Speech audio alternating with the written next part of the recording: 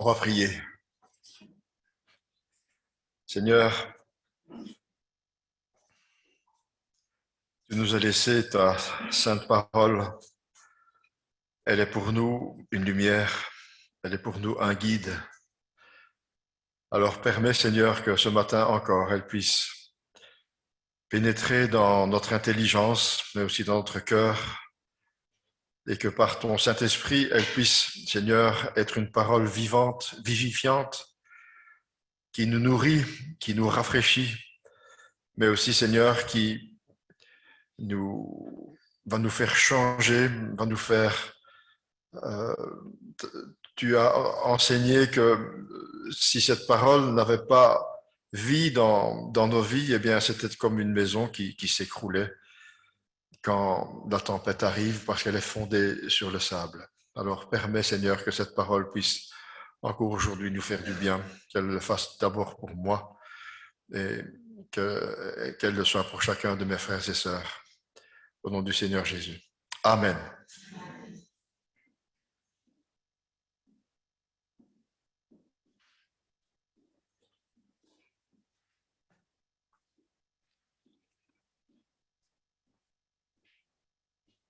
Je voudrais vous parler aujourd'hui et peut-être la suite dimanche prochain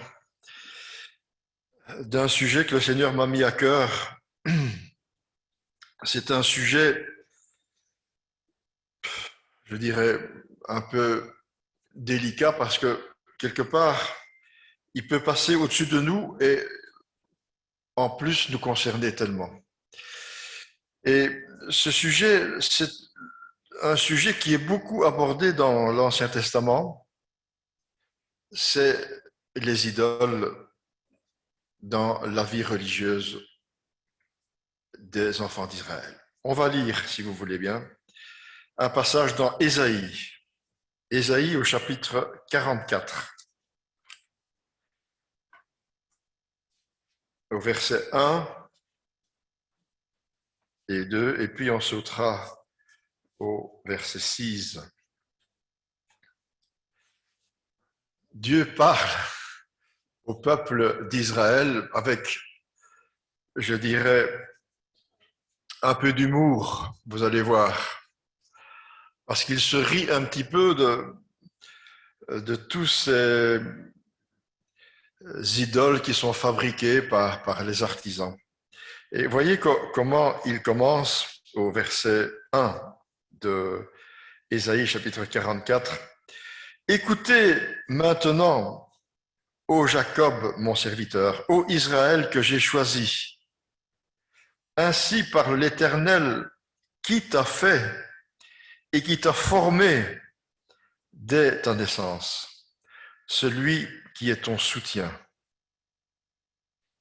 Un petit peu plus loin, au verset 6, l'Éternel continue et il dit « Ainsi parle l'Éternel, roi d'Israël et son Rédempteur. » Et de nouveau, il se présente et il dit « L'Éternel des armées, je suis le premier et je suis le dernier. Et hors moi, il n'y a point de Dieu. Qui a comme moi fait des prédictions? Qui le déclare et me le prouve? Depuis que j'ai fondé le peuple ancien, qu'ils annoncent l'avenir et ce qui doit arriver. N'ayez pas peur, ne tremblez pas. Ne t'ai-je pas dès longtemps annoncé et déclaré, vous êtes mes témoins. Y a-t-il un autre Dieu que moi? Il n'y a pas d'autre rocher, je n'en connais pas.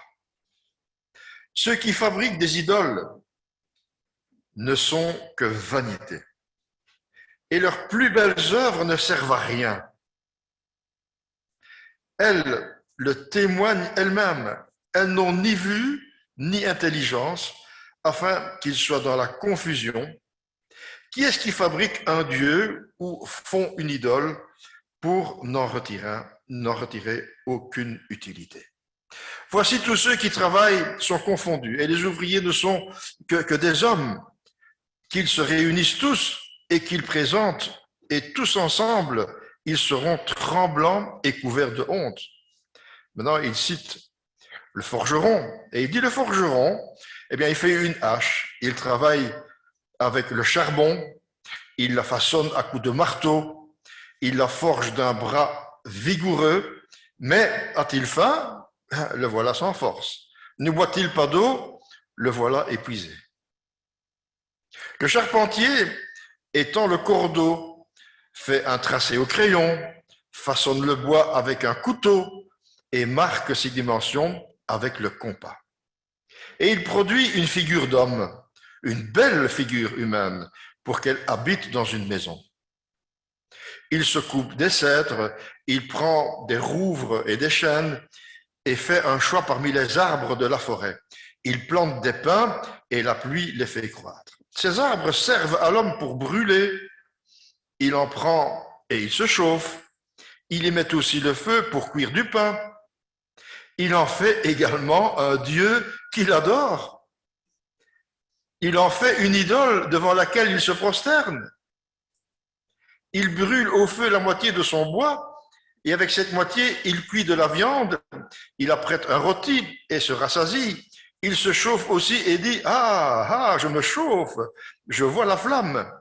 Et avec le reste, il fait un Dieu, son idole. Il se prosterne devant elle, il l'adore, il l'invoque et s'écrie « Sauve-moi, car tu es mon Dieu ».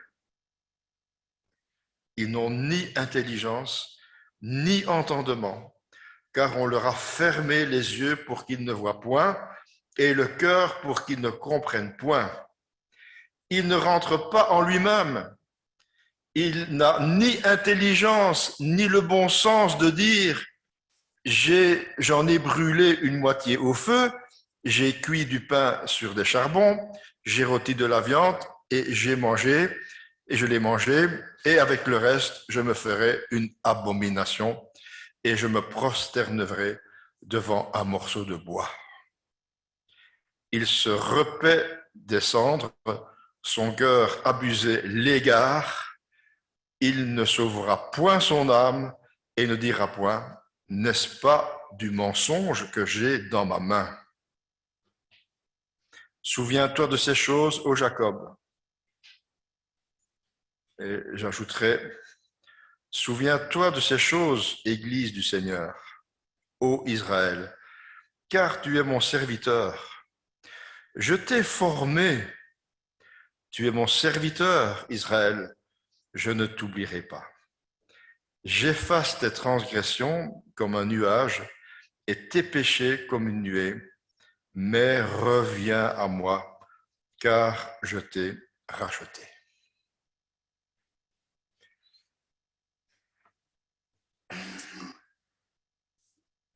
Alors, ce texte qui se situe dans le livre d'Ésaïe, nous sommes environ au 8e siècle avant Jésus-Christ. Et le livre d'Ésaïe est le livre le plus cité dans les 4 évangiles par le Seigneur Jésus. Et beaucoup de commentateurs l'appellent l'évangéliste de l'Ancien Testament, à cause de sa présentation tellement claire du Messie. Et le nom d'Ésaïe veut dire « Dieu sauve ». Et c'est aussi le thème principal de ce livre. Alors, le contexte à l'époque d'Ésaïe était que le royaume de Juda était très vulnérable à l'époque. Ils vivaient une période difficile de leur existence. Ils étaient à la veille de se faire envahir par les Assyriens. Et les Assyriens étaient un peuple conquérant, dont le roi s'appelait à l'époque Sanchérib. Ils avaient déjà tout conquis et détruit sur leur passage et étaient sur le point d'envahir le royaume de Juda. Ce peuple était un peuple provocateur et tentait de déstabiliser le peuple de Dieu avant de les envahir en leur faisant douter de leur Dieu. J'ai trouvé un passage dans 2 Chroniques, chapitre 32, verset 17, qui correspond un petit peu à cette période et où il est dit « Le roi d'Assyrie, justement, avait aussi écrit une lettre pour insulter le Seigneur, le Dieu d'Israël. Et il disait, les dieux des autres nations de la terre n'ont pas pu arracher leur peuple à mon pouvoir.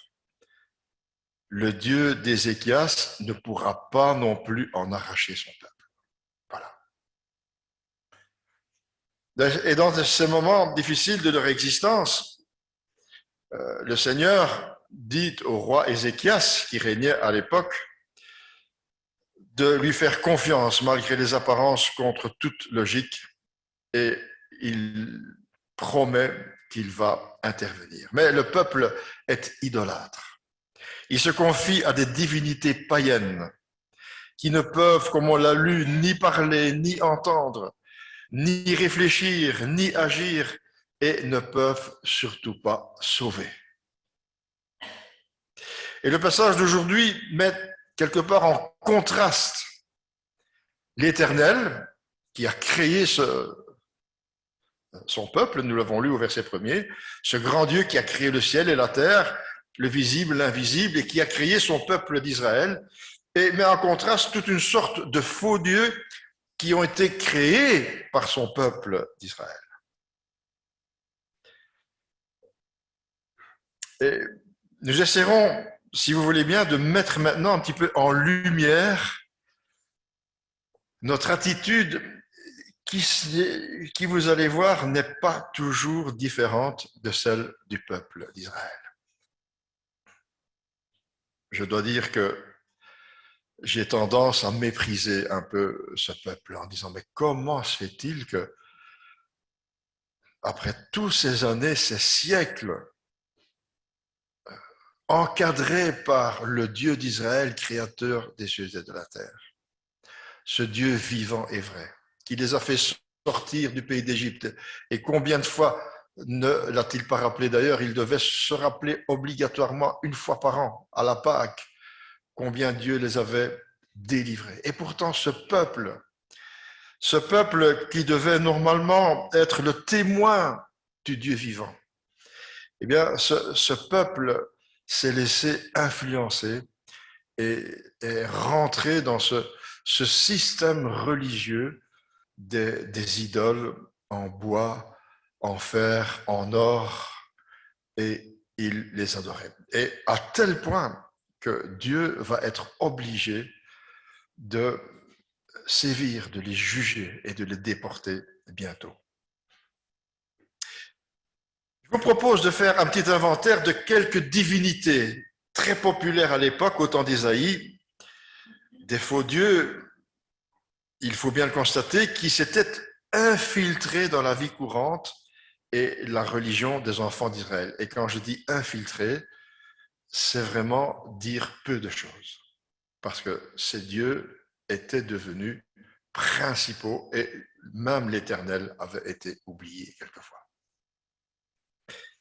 Retournons d'abord un petit peu en arrière dans le temps.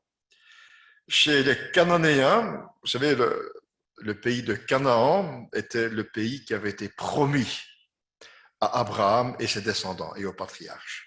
Et quand les Israélites ont dû s'emparer du pays promis par l'Éternel, pays où coule le lait et le miel, comme l'Éternel l'avait dit, ils ont été amenés non seulement à combattre, mais aussi ils ont été confrontés à la promiscuité avec ces peuples.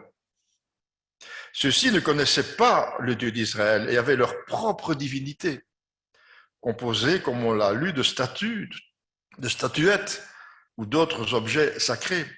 Ils avaient leur Dieu, ils avaient leur culte, leur lieu de culte qu'on appelait des hauts lieux, où des autels étaient érigés pour des sacrifices, ou ce qu'ils appelaient des pieux sacrés, endroits de prière et d'adoration consacrés à leur divinité. On venait aussi y brûler de l'encens.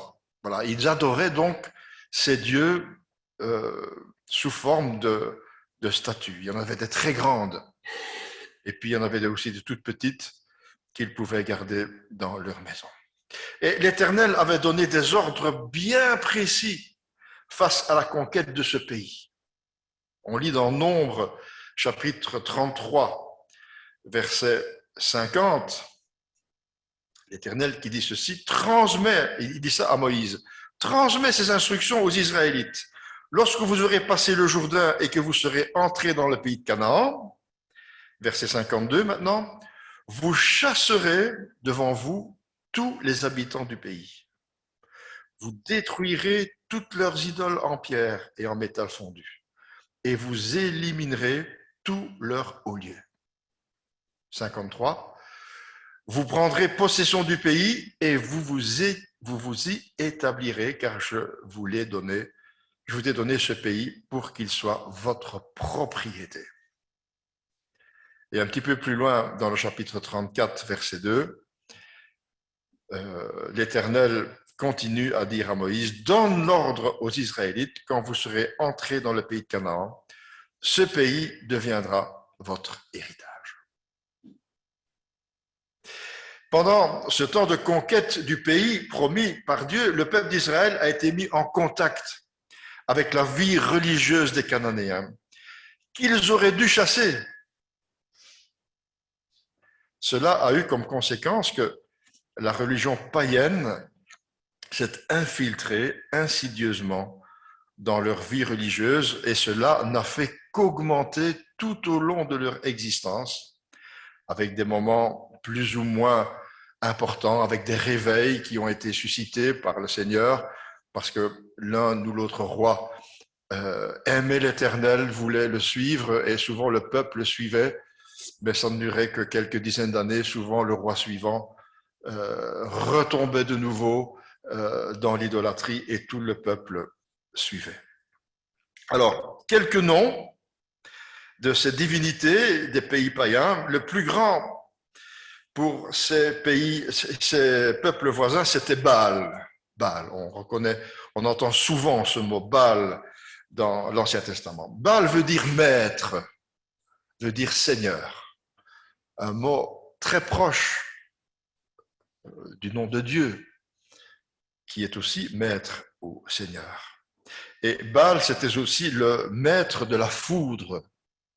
Et la foudre, vous savez comme moi, est un double phénomène impressionnant. Déjà, l'éclair impressionne très fort, le tonnerre, le bruit du tonnerre est facile à comparer à la colère éventuelle d'un être supérieur, et pourtant, ce n'est qu'un phénomène purement naturel. La grande déesse se nommait Astarté, déesse de la fécondité. On y vouait un culte à caractère sexuel. C'était une abomination devant l'Éternel, car c'était des lieux où régnait une immoralité dégradante, car les prêtresses se livraient à la prostitution sacrée. On peut comprendre que les hommes adhéraient à cette religion. Un autre que je cite, vous allez voir que les noms que je cite, ce sera intéressant parce qu'ils vont revenir après. Un troisième, c'était Moloch. Et Moloch était un dieu cruel, c'était le dieu des Ammonites, qui réclame de monstrueux sacrifices d'enfants qui étaient brûlés en son honneur. Quelques siècles plus tard sont arrivées les influences des Babyloniens. Et les dieux portaient d'autres noms, mais en réalité, ils se correspondaient. Le dieu Bel ou Marduk est la principale divinité de Babylone. C'était un dieu solaire auquel ils attribuaient le renouveau de la nature au printemps. Et puis, il y avait la déesse Ishtar, était le pendant babylonien d'Astarté, le grand principe féminin de reproduction et de fécondité. On faisait d'elle en même temps la déesse des batailles et les Assyriens la donnaient comme épouse à leur dieu guerrier Assour. Et puis, je cite un dernier, mais il y en avait des centaines, le dieu Nebo. C'était le dieu de la sagesse et de la littérature. En principe, un temple lui était dédié dans chacune des grandes villes de la Babylonie et de la Syrie. Et les cultes à cette divinité étaient interdits en Israël. Et malgré cela, le peuple et les rois d'Israël se livraient souvent à cette horrible idolâtrie. Je vous fais grâce de citer les divinités des Romains et des Grecs. On les apprend à l'école. Enfin, moi, je les ai appris à l'école, je ne me souviens plus de leur nom, mais on a parlé des divinités grecques et romains. Ils avaient une foule de dieux et de déesses, et même le Nouveau Testament en fera mention de quelques-uns d'entre eux. J'ai noté une note du dictionnaire biblique parce que les noms de ces divinités, j'ai été les rechercher dans le dictionnaire biblique pour m'imprégner un petit peu de à quoi ils correspondaient. Et la note au dictionnaire biblique se termine comme ceci, je vous la cite. La vie religieuse des peuples païens de l'Antiquité laisse une impression lamentable. Voilà des piètres divinités que les peuples les plus civilisés étaient capables d'imaginer. C'étaient réellement des dieux faits à l'image de l'homme, immoraux, cruels, impuissants, contradictoires. En nombre incalculable, on les représentait constamment en guerre les uns contre les autres. Adorés sous la forme d'idoles muettes et inertes, comment auraient-ils pu annoncer la vérité et sauver qui que ce soit? Et pourtant, quelle attraction néfaste n'ont-ils pas cessé d'exercer sur Israël? Alors on peut se demander, et c'était ma question en abordant un petit peu, mais comment le peuple d'Israël s'est laissé berner par ce genre de divinité? Pourquoi, me demanderez-vous peut-être, ai-je pris ce temps pour vous parler de ces divinités païennes au lieu de parler de notre Dieu?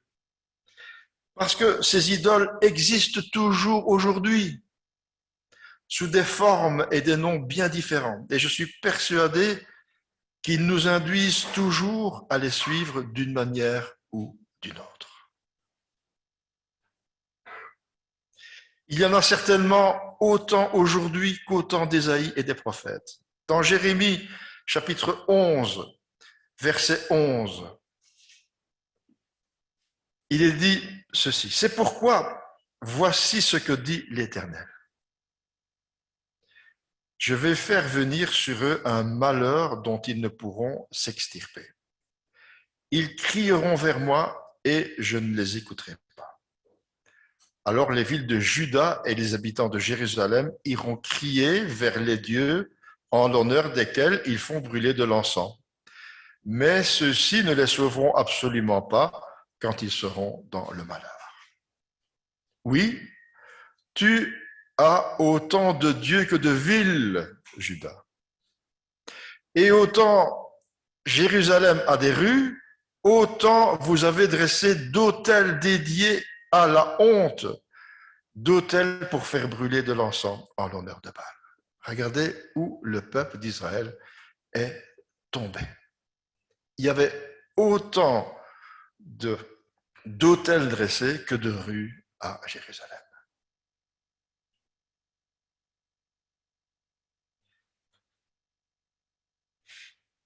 Quelle est la définition pour nous du mot idole? On le dit heureusement assez souvent. Toute personne ou toute chose qui prend la place de Dieu dans notre cœur. Et là, ça vaut la peine, je crois, de s'arrêter et de réfléchir chacun pour soi. Je vous garantis que j'ai été secoué, interpellé en réfléchissant à ce thème. Et ces idoles, quelque part, peuvent venir de l'extérieur ou de l'intérieur. Je vais en citer quelques-unes, mais c'est quelques-unes de ces idoles qui sont citées dans le Nouveau Testament. Dieu voulant, dimanche prochain, je continuerai ce message particulièrement au regard du Nouveau Testament, où les noms de ces idoles ne sont déjà plus mentionnés. Mais vous allez voir qu'elles sont avec des noms différents. Déjà, je vous en livre quelques-uns: l'amour de l'argent, l'avarice, la convoitise, la gloutonnerie sont des formes de l'idolâtrie, mais on y reviendra plus tard. Et je reviens à cette question: comment les enfants d'Israël, peuple de Dieu, se sont-ils laissés séduire et se sont-ils tournés vers les idoles de pierre, de bois, d'argent ou d'or? Ne connaissaient-ils pas le vrai Dieu, vivant et vrai, créateur des cieux et de la terre? Dieu les avait choisis spécialement pour qu'ils soient leurs témoins. Dieu avait dit combien de fois qu'il les aimait. Dieu les avait délivrés combien de fois de toutes sortes d'épreuves.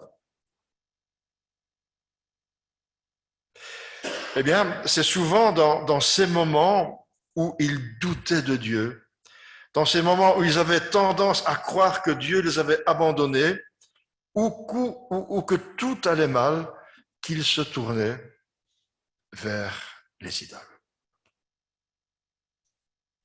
Et cela avait pour conséquence que les Israélites, confrontés à des problèmes, devaient se demander si les dieux des autres nations ne pouvaient pas les aider, puisque Dieu semblait absent.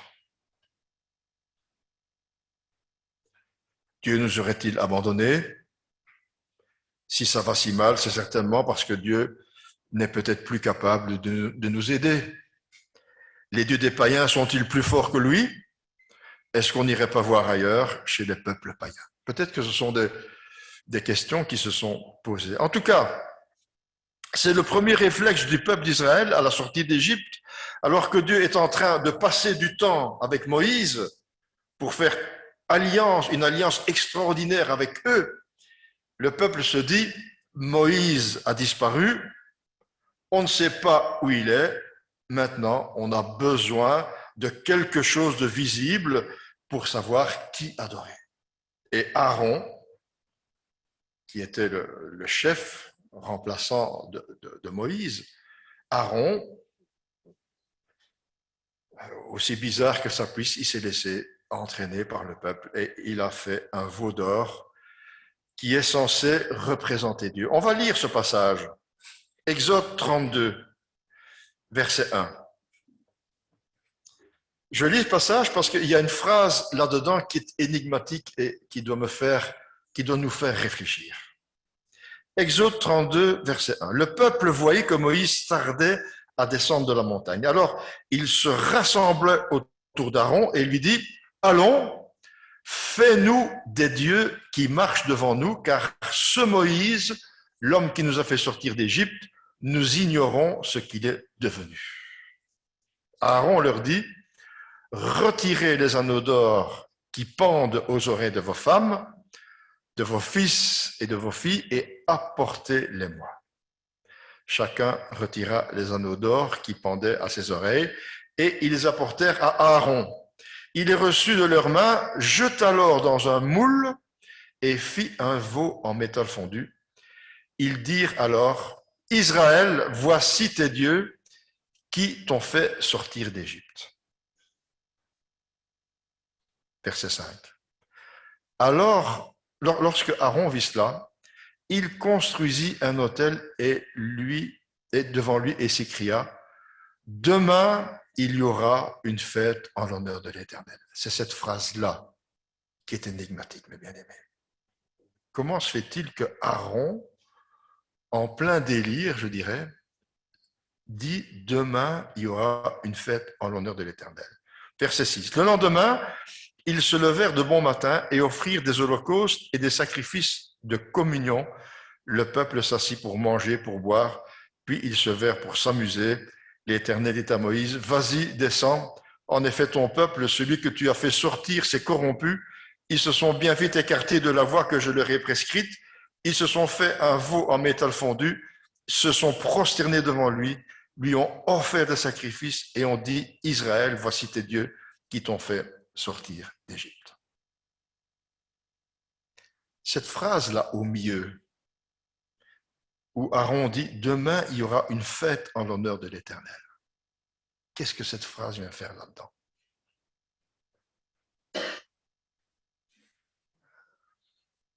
Ça montre, à mon avis, que Satan fait ce qu'il a toujours fait et continuera toujours à faire, c'est de mettre une sorte de mélange, de doute, de un peu de ci, un peu de là. C'est pas si grave de faire ça. On continue à adorer l'Éternel, mais on adore des faux dieux et on en fabrique. Il y a là une sorte de pensée ambiguë. Et ça, c'est le danger. C'est le danger. C'est le danger des sectes. Les sectes, c'est un petit peu ce qu'elles nous proposent, un peu de la Bible et un petit peu de leur doctrine. Un savant mélange de vérité et de mensonges. Et beaucoup de gens se laissent attraper. En tout cas, ici, le peuple se laisse attraper. Impatient parce que Moïse tardait à revenir chez eux, le peuple demande à Aaron de leur fabriquer une idole. Celui-ci accède à leur demande en transformant leur anneau d'or en un veau en métal fondu, acte qui avait été expressément interdit. Je retourne dans Exode 20. Vous savez qu'Exode 20, c'est les 10 commandements. Et le deuxième commandement, Exode 20, chapitre 4, Dieu avait dit ceci, « Tu ne feras pas de sculpture sacrée, ni de représentation de ce qui est en haut dans le ciel, en bas sur la terre, et dans l'eau plus bas que la terre.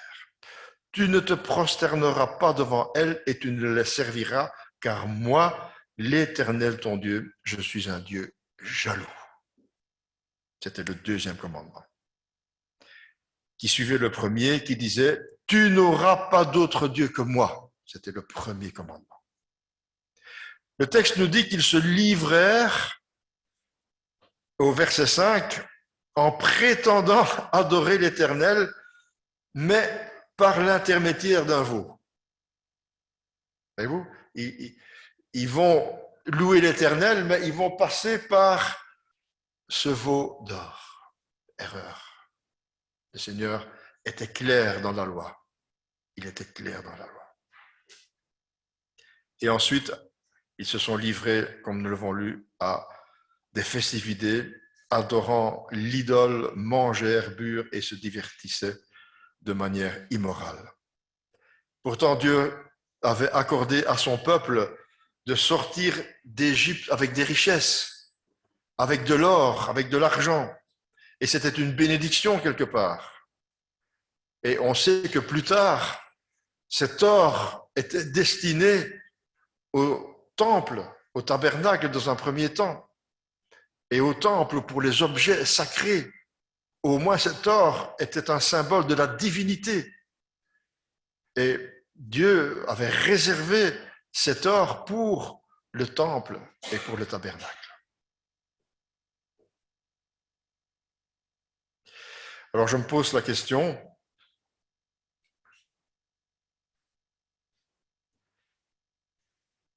où est-ce que je cours quand tout va mal?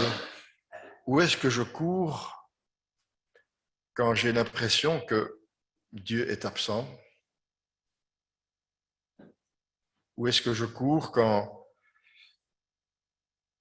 mes prières ont l'impression de ne pas dépasser le plafond?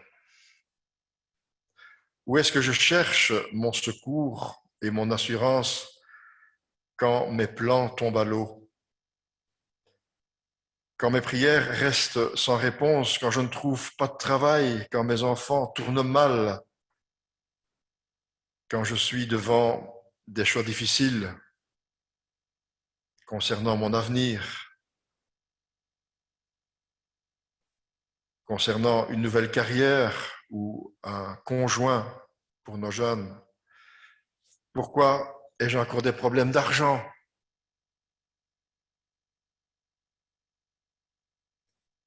ne mettons-nous pas souvent notre confiance dans nos propres capacités? Les Babyloniens avaient ce dieu Nebo que j'ai cité tout à l'heure, dieu de la connaissance. Est-ce que je ne me confie pas trop souvent dans mes connaissances, dans mes livres, dans ma formation, même théologique, dans mon esprit d'analyse? Est-ce que je ne dis pas trop souvent, ne t'inquiète pas, je vais trouver une solution, au lieu de dire, ne t'inquiète pas, le Seigneur pourvoira.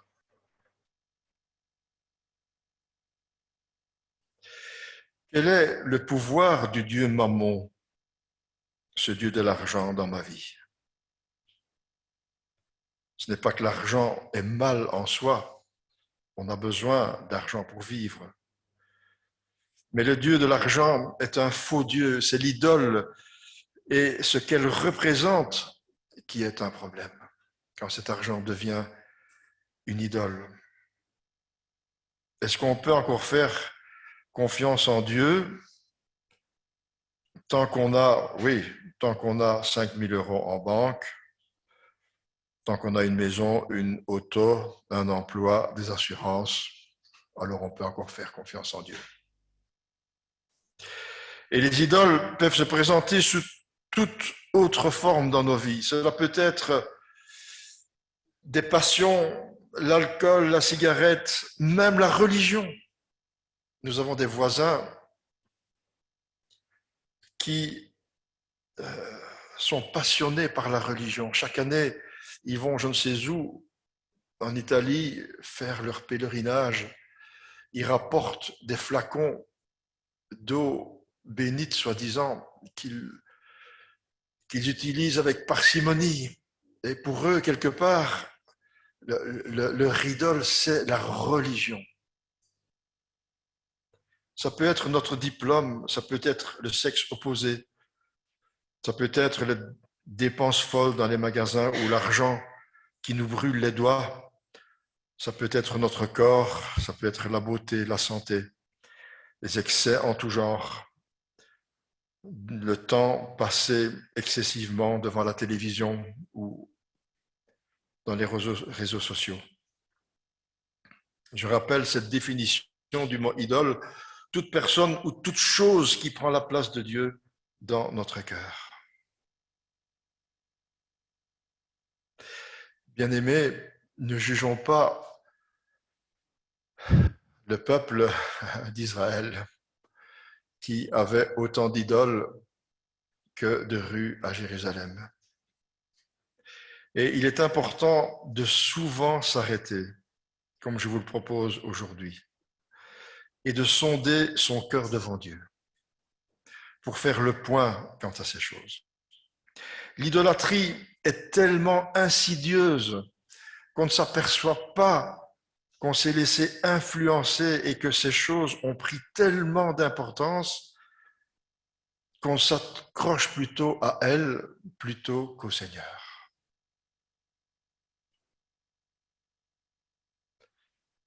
Faisons attention de rester bien clairs dans nos idées quant à notre position avec le Seigneur. La Bible nous dit, Romains chapitre 12, versets 1 et 2, « Je vous encourage donc, frères et sœurs, par les compassions de Dieu, à offrir vos corps comme un sacrifice vivant, saint, agréable à Dieu. Ce sera votre part un culte raisonnable. C'est à lui que nous devons notre culte, pas seulement le culte du dimanche matin, mais notre vie tout entière qui est comme un sacrifice vivant, saint, agréable à Dieu. » Et au verset 2, l'apôtre continue en disant « Ne vous conformez pas au monde actuel. » Voyez-vous, ici, il n'est même plus question d'idole, mais c'est la même chose. C'est la même chose. On verra dimanche prochain dans le Nouveau Testament que ces idoles ne sont plus le même nom, mais elles sont les mêmes. ne vous conformez pas au monde actuel, mais soyez transformés par le renouvellement de l'intelligence afin de discerner quelle est la volonté de Dieu, ce qui est bon, agréable et parfait. Je vous invite à réfléchir pendant cette semaine, si vous désirez le faire. Parce que il est clair que dans ce passage, il y a plusieurs verbes. Ne vous conformez pas. Donc, il y a tout de même une réflexion à faire. Est-ce que je me conforme? À qui je me conforme? À quoi je me conforme? Mais soyez transformés. Et une transformation, ça doit aussi être réfléchi. Parce qu'on part d'un point pour aller à un autre, on va être transformé. La Bible, quand nous la lisons, elle doit nous transformer à l'image du Seigneur. Et ce renouvellement de l'intelligence, parce que tout se passe là, hein, ces idoles, c'est là hein, que ça se passe. On peut très bien avoir une petite statue et l'ignorer, mais on peut très bien aussi avoir une petite statue et l'adorer.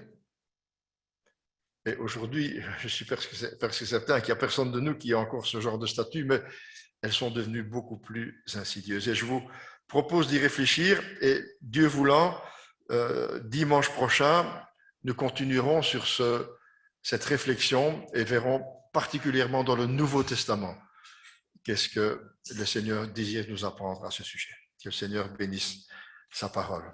Amen.